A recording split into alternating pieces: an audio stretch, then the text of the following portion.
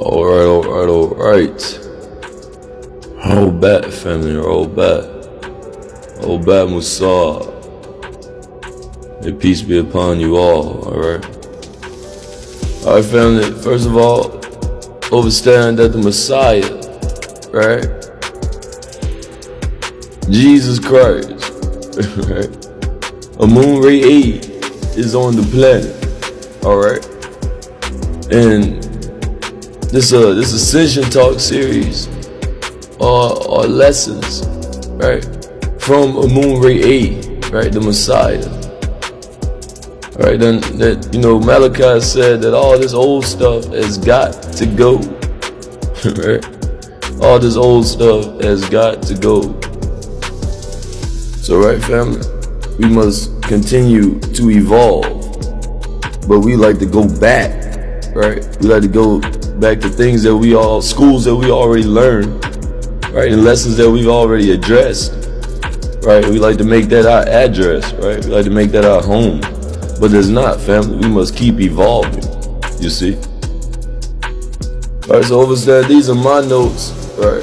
These are my notes, so this will be Ascension Talk, I believe part 37, right? These are my notes from the Messiah, Moon Ray 8, and the contacts are on my page. Alright, we don't have much time left. 1 year is now 6 months, okay? So understand that. Your contacts on my page to the one and only true Messiah, a Moon Ray 8. It is a moon's time to rule. All you Sabines, Nuwapians, OSM Vision, like all you cats, man, y'all need to understand that. Right? And then the thing with OSM Vision, y'all get all the works. You have the funds to get all the works from Dr. Malachi. And he reveals in the works that is a moon's time to rule, and yet you don't broadcast that to the people. We have serious people out here that want to get to the kingdom, and you're prohibiting that. So what's another word for that? A devil, right? A wolf in sheep's clothing. Honestly. But yeah, these are my notes from the Messiah, Moon Ray 8, contacts on my page, the 24 elders. If you know them, then you know, right? And of course, Panabab Yanun, the master teacher, free the master teacher. We ain't playing no more, man. Free the master teacher. Y'all time is up. It's really been up. Just, the Most High is just. So your time really been up.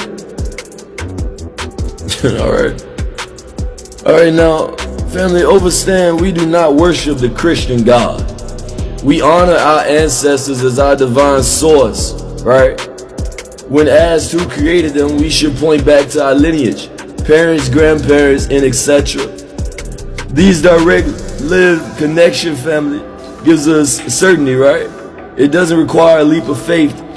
If I had begun by saying your gods are Anunnaki or your scriptures record extraterrestrial visitors, most will reject me out, right? Most will reject me, right? They needed first to hear what they already believed to build trust, and only then were they ready to consider a broader evidence-based view, right? Family religion often invokes fear, false energy appearing real, right? When its teachings are challenged. If someone cannot separate the message from their emotions, energy, emotion, right? I respect their right to remain within their faith.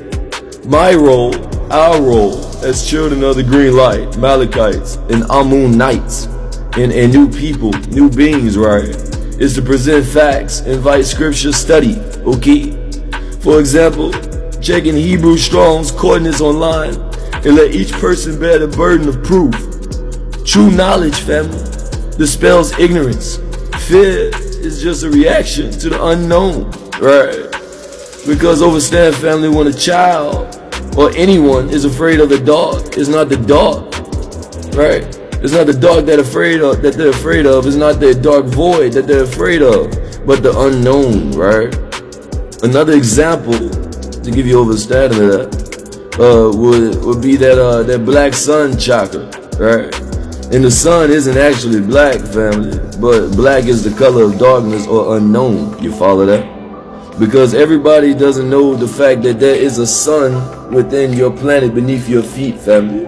In the underworld or inner earth world, Shambhala, okay, called the black sun, okay. So fear, family, is just a reaction to the unknown, right? Like in school, Sheol, right? And all of a sudden, you know, in class, it's a pop quiz, right? That feeling of not even knowing of a test or quiz got you in fear. A lesser degree per se, okay? Family, understand that the Bible itself uses multiple divine names, right? Elohim, plural, El Shaddai, Adonai, Yahweh, and etc. It describes a heavenly council in which God, Elohim, presides alongside other divine beings, Psalms 82. This polarity is hidden, Amen, right? By English translations in the original Hebrew and Greek text. Fam, scholars have noted multiple strands of tradition woven into the Hebrew Bible, often labeled by letter names, okay? J for Gist, okay? E for Elois, okay? P for priestly, right? In passages like genealogy of Isis, Genesis 11, the Tower of Babel, in Genesis 3, the Eden narrative, you can detect two divine perspectives, alright, or voices, alright, in conversation, family. The J tradition, right, refers to God as Yahweh, often portraying a more intimate, you know, anthropomorphic deity, okay? Now the E tradition, family, uses the title Elohim, right? Sometimes emphasizing a transcendent, majestic aspect, right? When these editors combine their sources of Allahs, right, you witness alternating divine speeches and theological emphasis, suggesting two complementary but distinct conceptions of the divine unified in a single text. Y'all follow that, family? Right, now the Sumerian myth describes two major deities among the Anunnaki. Enlil, right, the wind god, and his Zamal, Enki, the water god. According to ancient Mesopotamian tablets, right, Enlil family presided over the earth and brought order, but could really capricious, controlling, and harsh towards humankind, right? Now Enki family represented wisdom and life, often you know, intervening to save humanity, right? In the Genesis 11 account, the divine council says, "Let us go down there and confuse their language." And do know some researchers proposed that this echoes the Sumerian meeting of gods at the top of their assembly. All right, and Lil and Enki debating human destiny, right? In this framework, family, the confusion of tongues signals a theological battle, and Lil seeks to limit human power, while Enki's creative spurs human ingenuity, right? Now Mesopotamia introduced Anu, right, the sky god and the head of the pantheon. When Anu descends to earth, he unites with an already resident goddess known as Ninima, right, or Ninhursag, right, or the mother of all living things, right? So later interpretations label her draconian or reptilian, though Sumerian art portrays her as human-like with symbolic snakes. Okay. All right, family. So yeah, we're going into the details of Enki and Enlil and the Watchers, right?